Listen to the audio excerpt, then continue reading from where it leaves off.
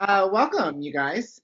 This is super exciting for us to have the chance to take a topic and chit chat with you guys about it. Before we get going in the topic, I just kind of wanted to take a second and talk about the reason behind choosing this topic. So we've chosen creating a culture of positivity and self-motivation in your program. Currently, the culture of the activity has gone through a lot of changes recently. And it's definitely been focused more so on member experience now. We all want to grow these great students. We all want them to have a fantastic time while they're with us in our programs. So how do you do that? What are some tips and tricks that we've kind of focused on as the Cavaliers Color Guard staff to achieve these things? You know, our focus has been positivity. How do we create a culture of self-motivation? How do we get these kids on board with what we're doing, how we want to see things done, and how do we have a great time at the same time while doing it?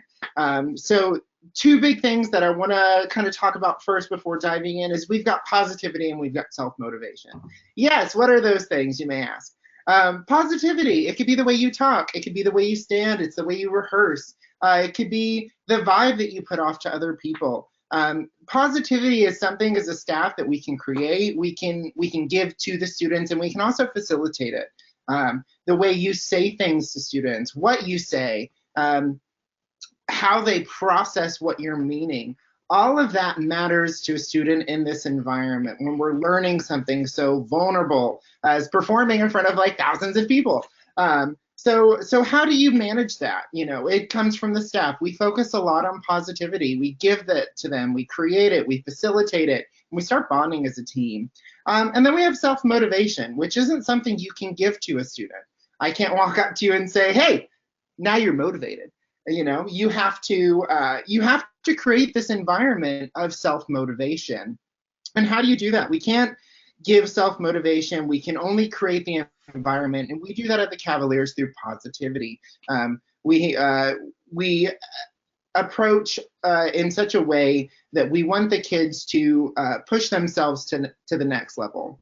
And we do that through various amounts of techniques. And two other sides that we are going to be diving into with positivity and self-motivation is these do branch out into two different teaching styles. You have information teaching, which is giving, you know, the count information. Count one is here, count five is here. You're a little late with your left foot. You've got to step left, right here. Any kind of technical teaching information is going to be a more teaching side of things. Whereas you also have coaching. And coaching could be encouraging your group to work a little bit harder. Coaching can also be this tough love that some groups need sometime. And coaching is just a little bit more of the feeling side of our activity. How can you be a positive role model? How can you inspire and encourage your students to look for something better, to try to find that extra detail and apply it? In what ways can you motivate them? Can you self-motivate them? You know, we want to start trying to create this culture through coaching of self-motivation. So that kind of gives us just a little bit scratching of the surface. We've got our positivity and our self-motivation that we use to try and foster this culture. And then we have different methods where we do use technical teaching, and we also have coaching to do so. Kind of segues us into a little bit more about what our positivity is in our culture. We care a lot about our member experience is something we've talked about. We've talked about our verbiage, how we talk to our students, how we deliver information. We've talked about our staff and what our intents and our goals are, being on a unified page, and how we're also going to manage and coach our students through the summer. So I'm going to pass the ball to Darren to shed light a little bit more on positivity. Yeah, kind of with what CJ is saying about creating this whole membership experience and it being our priority. And something that I took from marching with the Cavaliers and teaching with the incredible staff that's there are 5 very generic steps, which we are going to really dig into, but I wanted to express, you know, the very broad spectrum of that. And Number one is, are the members learning? Two, are they being challenged, and are we doing what we can to challenge them? The third step would be, are they working towards that challenge? Are we creating the environment that they feel comfortable to achieve what is being asked, to work hard on their own? And then four, are we all having fun? That's not just about the members, but that's also the staff. Are we interacting with the members in a positive environment? And finally, do we all like the final product? At the end of the day, we have the same goal, doing the same thing, and how we get there is how we incorporate everything with those 5 steps is what leads us into the member experience. So moving in day one, we really start building a foundation, and I don't necessarily mean from a technical aspect. From day one, we really start that vibe of, I'm on your side. I am not just your teacher, but we are on the same team. It's not you versus me. I'm here to help, and you are here to help and ask questions to me as well. So we start that from day one. And also, we do technique, of course, that's a given. You have to start that on day one. But with the positivity, absolutely, the vibe comes first, how we mesh well as a staff with the members and how the members are meshing. And it all comes from the approach. The approach is always the same with the staff. We spend so much time talking about what we want to do that day, how we want the boys to feel, just what our goals are. With that, we try and plan for any sort of scenario, with it being, it's windy, it's hot, it's day 57, it's, haven't had a free block, haven't had a stretch block, haven't had a dance class, all of those things, we're trying to take into consideration as we plan the day-to-day. So, and how we do that, the staff always talks first. What are our goals? What are goals of the designers? What are goals of choreographers? What are goals of a technical staff? And then we compile all of that as we then go, okay, well, the members are feeling a little bit tired of this section because we've been harping on it for a week. How can we still achieve our goal, but keeping their feeling and thought of where their work ethic is going to be that day? What are they going to be able to give us that we can work with to get them to that next point, to check that off the task list? And I think communicating with the staff, being the dance technician, I am usually the first or the last people to see the boys or the members. And it's nothing for me to take what we did in dance class in the morning and immediately tell Ethan, okay, the boys are, the members are feeling a little bit slow. They're a little sluggish today, and that sparks Ethan to add some pep in his step and, try to turn rifle block around, taking what we experienced in dance class. And I think that goes from Ethan to flag tech or whoever's going to see them next. The person who just ran the block is very aware of what the members experienced and felt during their time with them and expresses that to the staff. So they also feel prepared and what to expect. So they're not blindsided with, okay, we're a little sluggish today. How can we really pick them up? Mm-hmm. And I think that is one of the best examples I can use, is just being self-aware as staff members of what your members are feeling, and not just all of a sudden, giving them that tough love. Sometimes we're still creating that vibe we want. We want them to be comfortable with us. We're on the same team as them. I'm tired too. I've been doing this for 37 days with you, but how can I help you to pull yourself up and communicate that with the rest of the staff?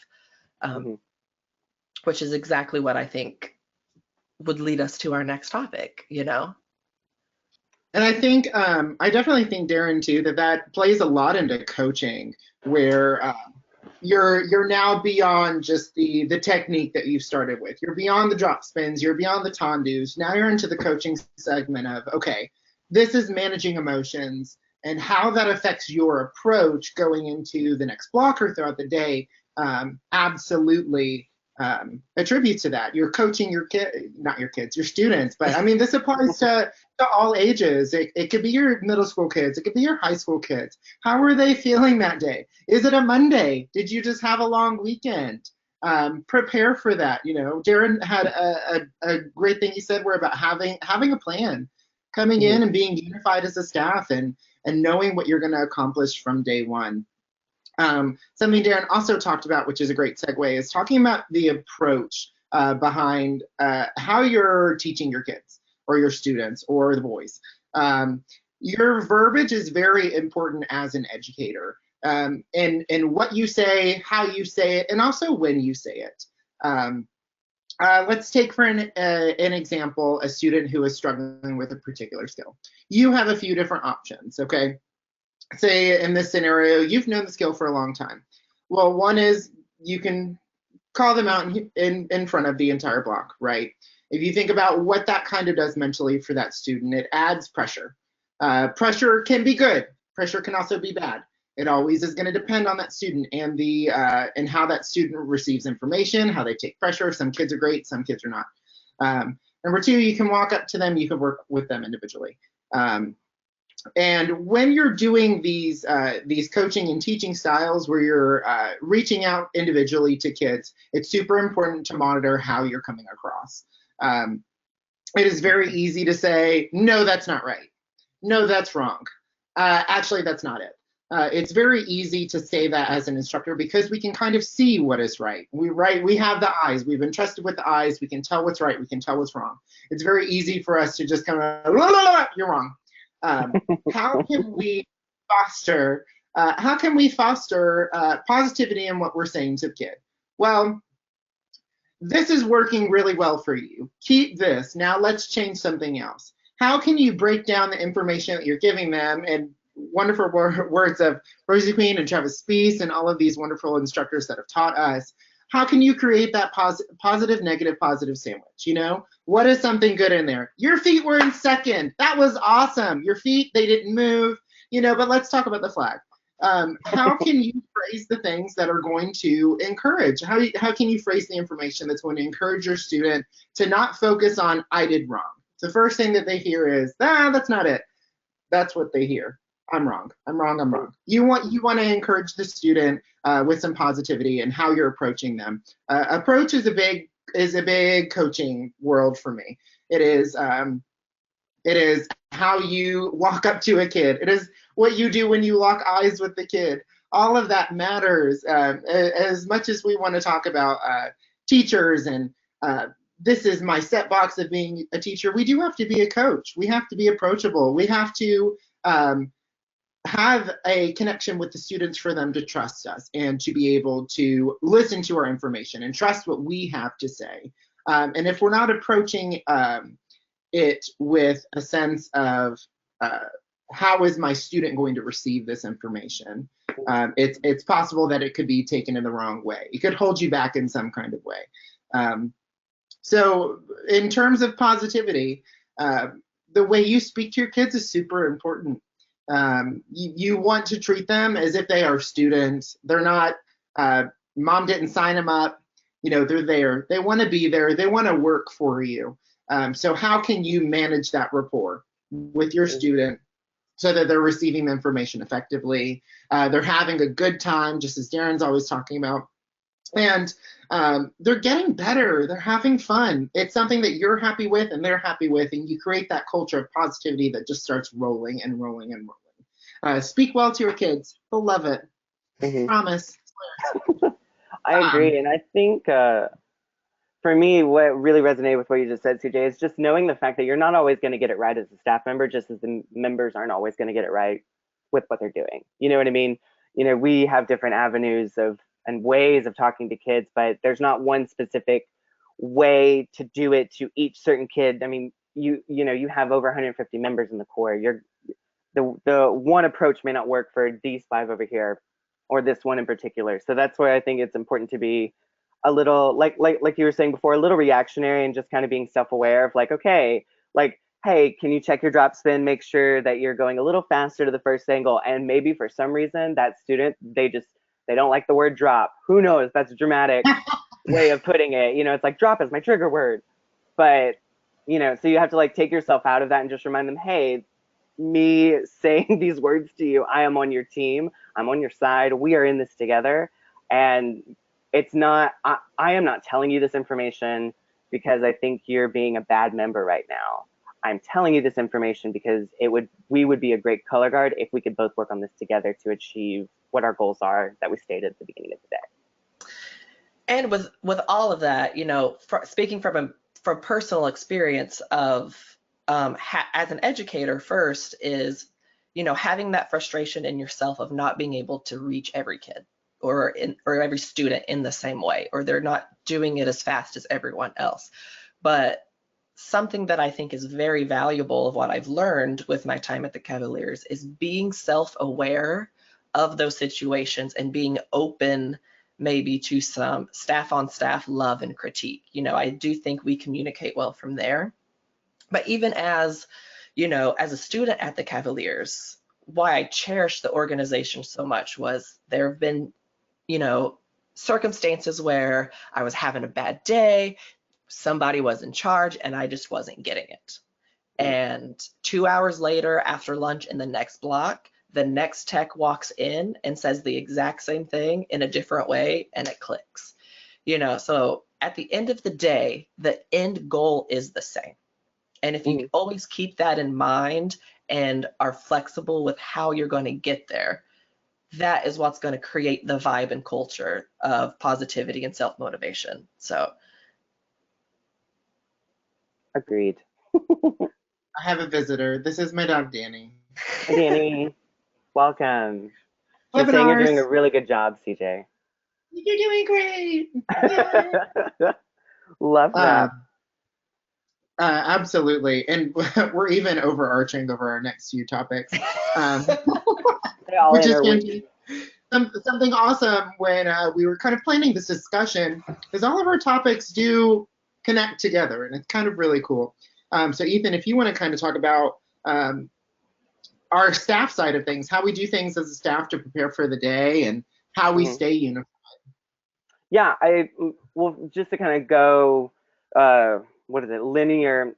At the end of every day, what we would do is after the run through and ensemble and all those shenanigans, we would, you know, either go back to our dorm room or go to the lobby in our dorm rooms in a meeting area, and we would discuss what happened that day, whether it be positive, whether it be negative. We discussed, you know, what we were able to do and where we're at in that moment as, you know, since we're all color guards, as a color guard, and just kind of assess, okay, what do we need first? Like Darren was saying, where are our goals? Our goals are X, Y, Z, awesome. Who are we going to choose to facilitate those goals? You know what I mean? And kind of basing it on the order, kind of basing the order of things. It's like, okay, well, they're probably gonna be really, really tired because they didn't get a lot of sleep from the bus ride last night. Okay, let's have a dance class and have Darren, how do you feel about running a stretch block for this amount of time and then having a dance class after? And Darren will be like, I think that's great, or not. And just kind of listening to each other, because in order to get the goals of the day and everything, you have to talk to your staff, you know, and you have to get, okay, what did you see today? What did you see today? Because what I saw, maybe probably wasn't you saw, or maybe you were running something, and while you were running something, I was able to see kind of, you know, a section of people who just really weren't getting this thing. And after I helped them, I feel like we still need more conversation about that. You know what I mean? So it's definitely, goals are the very first thing that you need to do. And then you got to work with what you got. You got to work with your environment. Maybe we do need a dance class in the morning, but if we don't have the facility to have that dance class in the morning because football or basketball or Katniss Everdeen archery is going on wherever we're at, you know, we're not going to, we might not be able to have the best dance class that we could because of the conditions that we're in, you know. And so just kind of being reactionary and working around those. And something I really love that I've been a part of over the summer is that where there's one goal, there are 4 alternate goals, because, you know, drum corps is about controlling the uncontrollable, and you may have this pristine goal and plan, and it may be perfect and awesome. And this is, yes, that's exactly what we need to do. Mother Nature might not let you have that plan lay out the way that you want. You know what I mean? The school administration, for whatever, you know, the football coach may decide that they want rehearsal today, and those are things beyond your control. You know what I mean? So it's kind of just trying to find the balance of, you know, getting our goals together as a staff, and then, you know, divvying up those responsibilities in all sectors, flag, dance, whatever. Even in ensemble, we go in with ensemble. We have a meeting before ensemble saying, okay, this is what we did today. This is what the choir's goals are. These are what the guard's goals are for ensemble. How do we make sure we're getting the best out of this full ensemble experience? And for, I don't know, I feel like everyone might know what full ensemble is, but just in case you don't, that's where the core at the end of the day comes, and we rehearse with a full ensemble of members.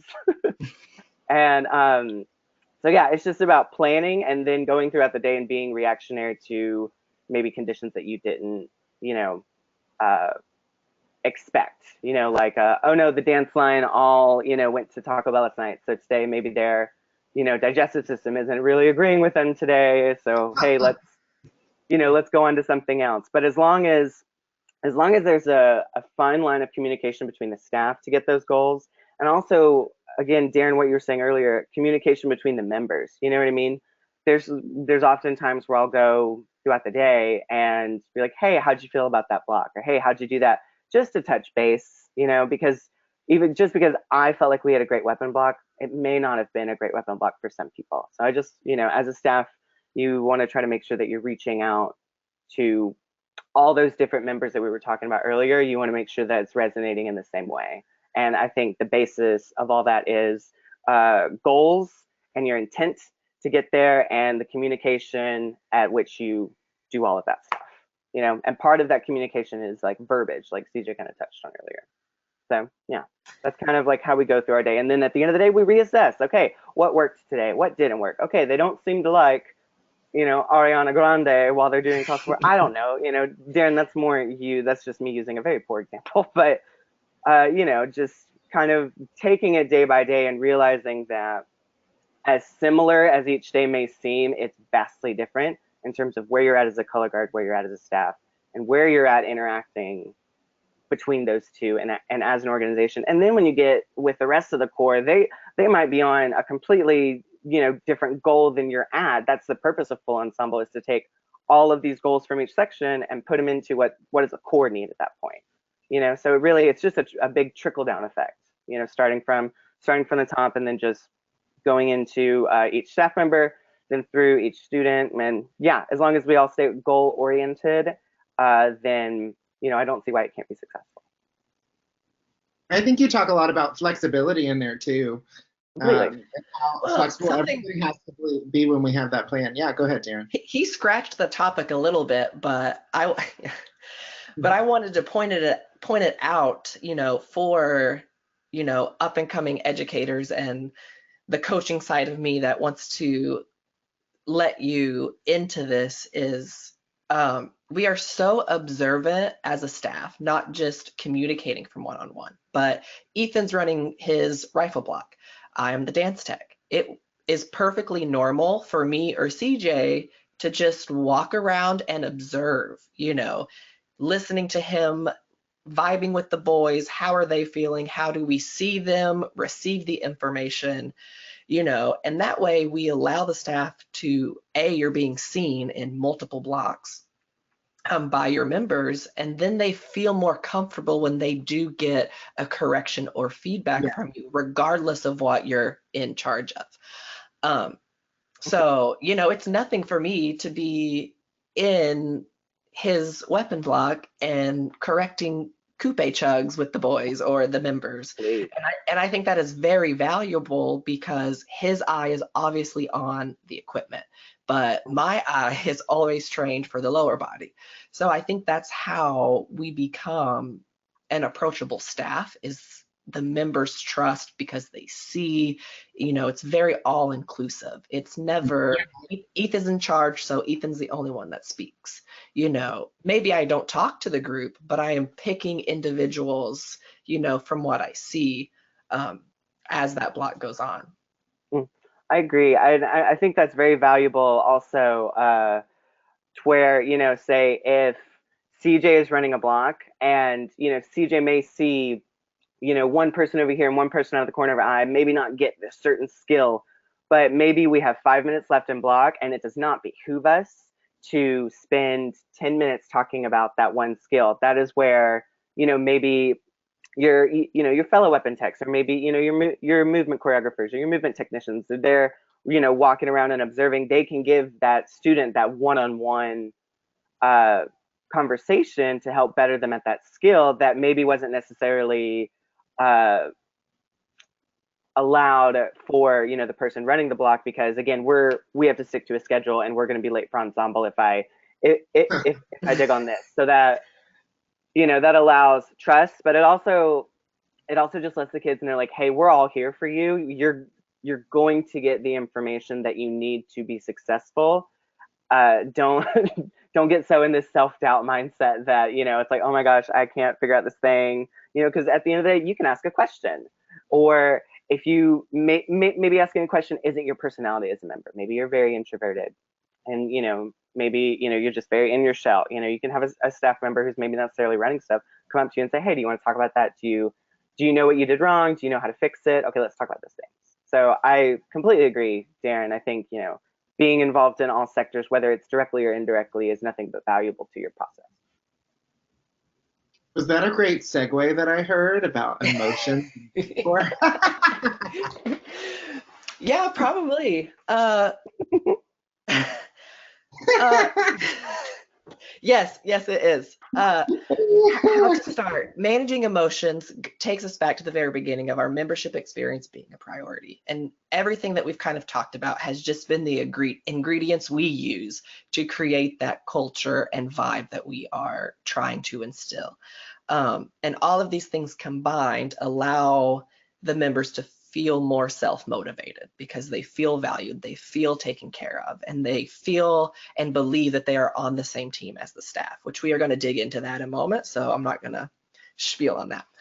But I think you have to also take into consideration your day-to-day rehearsal versus your day-to-day show days. And that takes us all back to being a communicating as a staff and, relying on our leadership. How are the members feeling behind the scenes? How are they reacting to each other in their sleeping area at dinner? How is that tension? And me, not to say that I have the hardest job, but I'm going to say that I have the hardest job of kind of creating that culture and vibe that we want. Being the first or last person they see every day, whether it be show or rehearsal, I'm setting them up for success for their rehearsal day.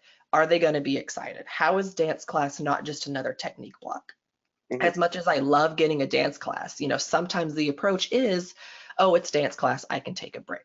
Well, the members feel much more engaged if it's fun, if it is, and I don't mean hearts and flowers, we're nice, but music that you play has a huge effect, and it goes back to the approach of being able to laugh with the members and tell a joke. Okay, that was funny, here we go, your tondue's still bad. Being able to back and forth, it's very refreshing for them and for me. I don't want to stand in second position and teach you how to plie and tendu every day. There's also a style very specific to what we do, and how can I incorporate that through dance technique training so it feels like they're doing choreography. It doesn't feel like they're doing technique. And or it's the last day. If it's the last point of the day, okay, they're exhausted. They probably just did a standstill run, or we took them out of ensemble early, or things of that nature. They're ready to relax. Probably not the best time that I want to do their chug across the floor, split leap, double pirouette, whatever, training across the floor. It's also my job to take care of their body. let them lay down, let them, roll on the floor, let them massage each other. All of those things are so valuable to movement. If they don't have a body, they can't continue the season, Right. So being able to go back and forth between our movement and dance technique training to, I also should take care of them. I have to think of what their muscles have been put through and what is being asked of them, 12 hours a day. And that's how I manage, the day-to-day rehearsal aspect. I'm going to listen to Ethan. I'm going to listen to CJ. I'm going to listen to all of the staff on what they had, what experiences they had through their day to know what is going to be valuable for them in dance class, which I think is huge. And it goes back to self-awareness in yourself, being engaged, communicating, all of those things. It changes on show days, and show days become stressful.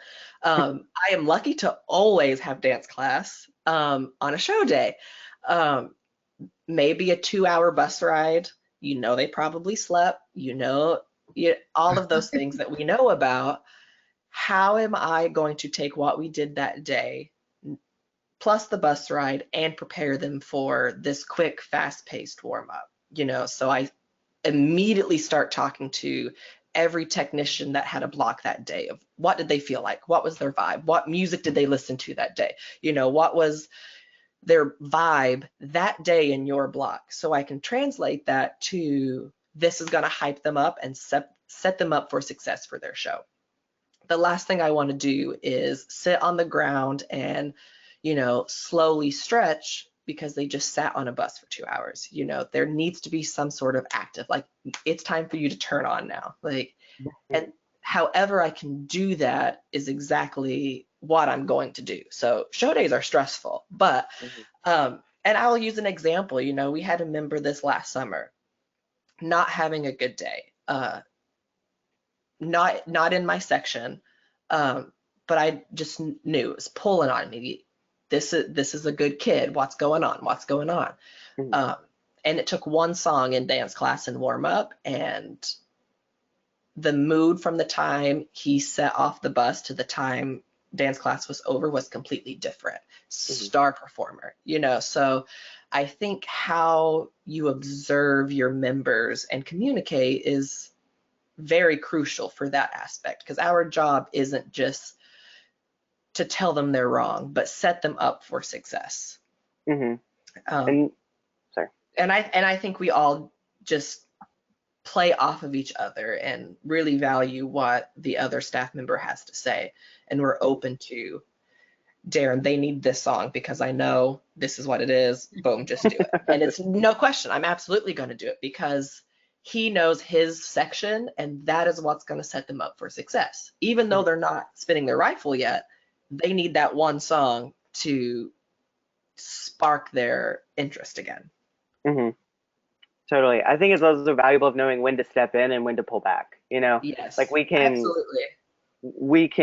do everything that we can, but there's sometimes, especially in the nature of drum corps, where you're always having someone telling you when to use the bathroom, telling you when to eat, telling you where to sleep, telling you, what your core job is, telling you where your checkpoints are. I think it's also very valuable of knowing when to pull back and just say, okay, they need to manage this on their own. I don't think that's ever our first option, because we always want to make sure we're doing everything we can, but it is a viable option. Like there's sometimes where it's like, okay, they just need to have a minute and process what they're feeling, because their 5 senses have been in overdrive for the past 80 days, or even on day one of pre-tour. They're in overdrive because this is all new, and you're asking their bodies to do things that they may or may not have done, in the off season, but at a level that certainly hasn't been asked of them, and the environment in 100-degree weather or something. So knowing when to say, hey, let me help you through this, or saying, hey, I'm here if you need me, but I will not step in unless you need me to, because at the end of the day, as much as I know you, you know yourself better. Right. And I think that's going to probably segue us into the next thing of, you know, being aware of all of these things, how that cultivates the atmosphere and vibe to self-motivate. You know, all of these things, taking care of the members is what makes our staff so approachable. You know, I am confident that if there is an issue or a member is feeling some type of way or needs that song in warm up or whatever, they're going to go to their staff member and say, this is what I felt today, you know, how can I pull myself out of this? You know, so setting up this whole thing from the beginning, you know, this isn't just something we do in week 1. This is something we are doing and working towards all summer. And then once we get there, this is where we get to allow some of that tough love. Okay, now I've given you everything I can possibly give you. Now it's time for you to use those tools and do it. So yeah, that's. I know, I love that. Yeah, it's all about, to me, it's all about drinking the Kool-Aid. You know, you got to drink that Kool-Aid, and you know, just knowing that you're set up for success, and everybody around you is set up for success, and having basically establishing an environment of positivity, whatever form of positivity that is, basically saying, you know, hop on the train because we're going to get from A to Z, and we're going to get there. How we get there is going to be dictated on environment, it's going to be dictated on the staff, but a lot of it is going to be dictated on the members because they're the product. You know what I mean? Like they're the ones doing the product. We will not, we as a staff will not steer you wrong because we don't have, you know, the wrong intentions. We have goals. You know what I mean? So just, even though cleaning this count 4 at this angle and holding it, you know, a while so your body can memorize it and create muscle memory might not be the most fun thing in the world, but you know what's fun? Being good at what you do. So let's go ahead and let's drink that Kool-Aid, and this may suck, you know, or running from end zone to end zone, doing 100 drop spins in each end zone may suck, but hey, I'm going to sing Lady Gaga and, you know, say something every time I cross those yard lines. I'm going to make it as a member what I can do just as much as I know the staff is making it the best that they can. And the way that I know that as a member is because they have proven that to me and because they continue to do so. It's consistency. You can't just drink the Kool-Aid one day and not the next day. It has to be a daily thing in order for us all to achieve the goals that we all did when we agreed to be a part of this organization for the summer. And I think another thing, anything you can add on to this too, I think another thing is also having the older members and the vets behind you who already know what that Kool-Aid tastes like to kind of help reinforce and kind of make it smooth for everybody else. So you have Danny scratching herself in the back. So you kind of have these set expectations that you want for your program. You have how you want them to respond to information. You have how you want them to rehearse. You have all of this, which contributes to your culture of your program. Mm-hmm. And for us, this positivity that we instill, this self-motivation is part of our culture. We want to encourage the veteran members to bring the younger members up and along, to work with them, to work on your own, to be the example, to know what expectations we as a staff are requiring for them. And having that open line of communication that Ethan and Darren have both, they're down here for me, but that both of them have kind of talked about, you know, where they feel comfortable coming up to you and having a conversation, checking in and touching base. The tough part about drum corps is that it's tough, it's hard. Not every day you wake up feeling 100%, and that's just kind of how it is. And we as staff members are focused on the education of the members. Obviously the experience as well. That's like the TED Talk. That's like our marching roundtable. Is their experience too. So that's where we're kind of really pushing this narrative of coaching, going beyond just count 2, count 4, count 6, count 8, going past pinky on the bottom tape.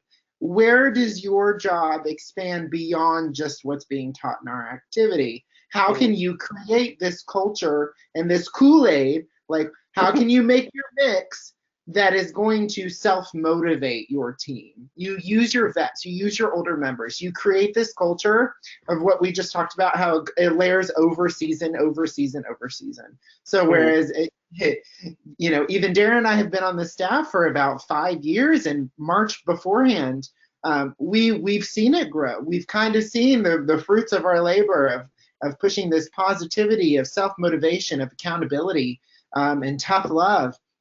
And we're starting to really see that Kool-Aid start to take form and really start to taste delicious. So we're super excited for that. Mm-hmm. Sorry, Ethan. And something that I kind of want, sorry, again, Ethan, if you have more, keep going. No, Darren, you go, Darren. But he talks about drinking the Kool-Aid, and I don't want that to get confused with, if you don't like it, you still have to drink it. You know, there's going to be a day where you have a bad day, and that is okay.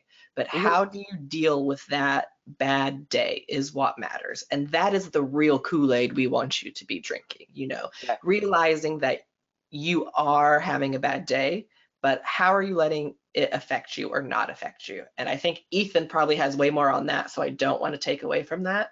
So I'm going to shoot it back to Ethan. No, yeah, totally. I mean, I totally agree with that. I mean, you've used this analogy, teaching and just, in recent times, but like, as a big arbitrary goal that we have as a color guard, as an organization, is we need to get from A and we need to get to Z. You know what I mean?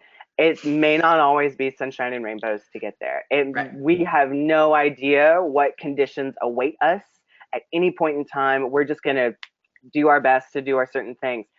Some days you're gonna be over it. Some days you're just not gonna be in a good mood. We're all human beings. You know what I mean? It is like, and some days you may not be able to catch this certain 5 and you're really psyching yourself out. It is not the existence of obstacles that make your summer worthless or devalue them, or does it make you a bad color guard member? It's how you react and how you process and how you get past those situations. Just because I had a bad Tuesday in my summer doesn't mean I'm going to have a bad summer for the rest of it. Just because I didn't have a good toss block at the beginning of the day with a rifle or saber flag, or just because I couldn't get my tondus right, that's not a foreshadow of what the rest of the day is going to be like. How do I take what I did? Okay, I wasn't catching my 5. What was wrong with it? Was it a self-motivating experience? Was I doubting myself? Was I thinking about my own doubts? Or was I thinking about that I need to release this rifle on the 45 angle so, I place it correctly? Was my release end going, which way? All of these things, knowing when to kind of pull yourself out of yourself, I think is very valuable. And yeah, just basically knowing that how you react to things will say more about your character than what you're reacting to. Right. Which, Ethan, that last bit you just said brought the next topic right into play, which is awesome. This is why I love teaching with you guys. But he was talking about that A to Z and the rockiness and all of that. Mm-hmm. And what I want to mention is everything that we have just talked about on the positivity route, and our approach and all of that, we are always giving them the tools that they can put in their toolbox so that they do feel confident with self-motivation, which, was where Ethan just talked about, am I being terrible on rifle today because I am just self-doubting and in my head, or is it because I am not thinking it needs to be released at the upper 45, whatever it may be. Something that we have given to help the vibe and culture we are trying to create about this whole topic, we are always giving them the tools for their toolbox. And we are not going to give them that tough love until we as a staff know we have given them every tool we could possibly give them to make them successful. And that's where the boys feel very self-motivated, is they feel confident in having the information themselves, that they don't have to wait for a staff member for critique, or they don't have to wait for an update on how they're doing, because they have the tools and knowledge to fix it in the wind, to fix it in the sun, to face the opposite direction. They feel that confidence because the staff has given everything in their power, from taking care of them to the approach we give when we give a correction. You know, CJ talked about that positive, negative sandwich, and doing all of that early on establishes the self-motivation in them. You know, we can't give them, like CJ said, here, you're self-motivated now.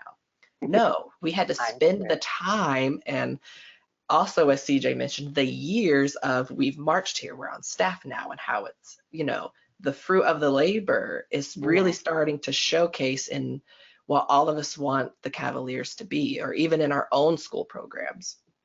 You know, we are not just focused on Z. You know, yes, the end goal is the same. Z never changes, but we are going to teach you A, B, and C first. You know, we are not going to move in and expect you to already be at Z. If you were already at Z, you didn't learn anything. It's not going to be fun. It's going to be repetitive. You know, we're trying to get you to be the same. We're trying to get you to get along. So I call it the color guard ABCs. You have to do A, then you can do B, then C, and then Z is going to eventually happen. But if you're only focused on Z, A, B, and C, and everything in between doesn't look the same or doesn't vibe the same. And I feel confident that tough love is not warranted until they have all of the tools. Once they have the tools, it is now my job to coach them to use the tool. Okay, that tool didn't work. Time to put the hammer back, get the screwdriver, you know? And that whole staff approach allows them to feel comfortable experimenting with this or that, or I'm going to spin my saber upside down, or I'm going to toss a 6 from the top of the cage, or, you know, they feel confident because they have all of those tools. And that's what I can't express enough, is the positivity side is what creates the culture of self-motivation. I absolutely love that. And I want to piggyback off it too, because we're talking about this toolbox. We're talking about information being the tools. And I think the awesome thing that we as a staff do with Cavaliers is we do a really great job of explaining the why. We take a lot of pride in teaching the next generation of color guard educators, of marching band teachers. You're teaching the next generation. We're teaching the future educators of America. And with that, students feel more motivated. They feel more empowered when they understand the why behind things. You know, it's very easy to be clinical and feed the information and say, well, I just know that I step towards the corner and my hips go like this. Well, you've got to turn around. So your hips going to the corner makes it easier to turn to the back.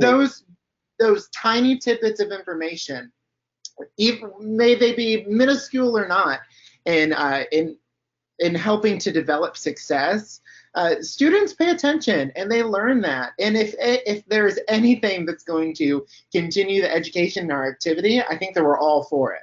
You know, the better that we can make our students, the better our activity goes. It trickles upwards. We trickle downwards to trickle back upwards, and our students grow into beautiful teachers. And that's something that we always want in our activity. Educating them more on the why when you're teaching pushes them to a new level. It gets them to think about things differently. And of course, we also kind of go back to that, I want to say it was Darren who was talking about kids learn differently. You know, it's very easy for me to tell you that your hips face the end zone, but you know, there's always that kid who's wondering, well, why? Why are my hips facing the end zone? You know?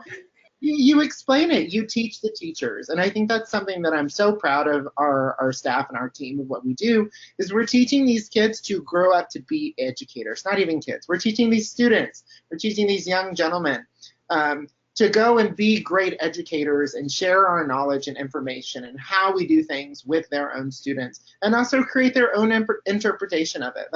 This is our interpretation of positivity and self-motivation, how it's worked for us and how it's been successful for us. And we want to pass that gift on. That's part of teaching, is you want to be able to teach the next teacher. You want to be able to see your heart and soul pass on from kid to kid, your passion, your love for the activity continue on through. And focusing on that as an educator is going to give you so much more out of your students than a clean flag line and then clean feet. you're going to start to see passion develop. You're going to start to see motivation, self-motivation. They're going to want to be better on their own. They're going to want to work harder on their own. So give your kids the feels, give your kids the passion, give them the needs, teach them how to be teachers, teach them how to motivate each other and to be great members of a program and a society. And I really think that you're going to start seeing that pay off. Yeah, totally. And just having that conversation with them, you know what I mean? We've talked about it, excuse me, before, but just like, hey, this is what we're all doing here. I am only here to help you, and kind of humanizing yourself in that way. Like for instance, say, excuse me, say for instance, a kid asks you a question and you don't have the answer off the top of your head. You know what I mean? That's okay. It is okay not to know everything right off the cuff. Say, hey, I don't have that information right now. Let me, watch this rep again and I will give you that information. Or you could say, hey, try this. Let's see what happens if you put your arm here instead of here. And if that didn't go well, then say, okay, that didn't work for us, us as members, not you. That didn't work for you. That didn't work for us because I'm the one that suggested it. It didn't work for us. Let's try something else. We're again being a part of that same boat and knowing I'm just here to educate you, and I'm basically here for you. You know what I mean? I'm not against you, and so that you can one day be there for somebody else. I think that's very important, Siege. Absolutely. I think so too. And then we talked a little bit about managing pressure already, and kind of failure and how you kind of combat that. I think, Ethan, you probably have the best tips on positivity and fighting failure out of all of us. Yes. No, absolutely. It was, going back to what I said before. It's okay if things happen. It's how you react getting beyond those things, and knowing when to reach out for that help as a member, and knowing when to say, no, I need to take care of this. And the same goes for a staff member. There may be sometimes where I'm standing next to Darren, I'm standing next to CJ, or, Andrew or Travis or Kim and Lizzie, whoever, I'm standing next to a fellow staff member and I'm like, this just isn't working the way that I thought it was going to work. This is my goal of cleaning. It's like, hey, Ethan, why don't you try this? Or, hey guys, why don't we try this? And having them step in or having them give me, some feedback of that as well. And just, for me as a staff member, I also need positive self-talk.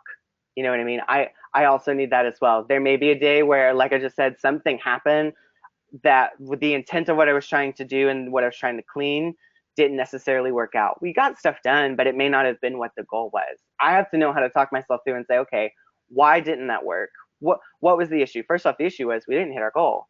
Just like we were talking about earlier for the kids. Okay, the next thing, how do I as a staff member go about making sure that I achieve that goal later on? Do we have time to achieve that goal later on? Do I combine that goal with another one? So I, just as much as being a marching member, as I needed positive self-talk and being comfortable with failing, I also needed that as as a staff member.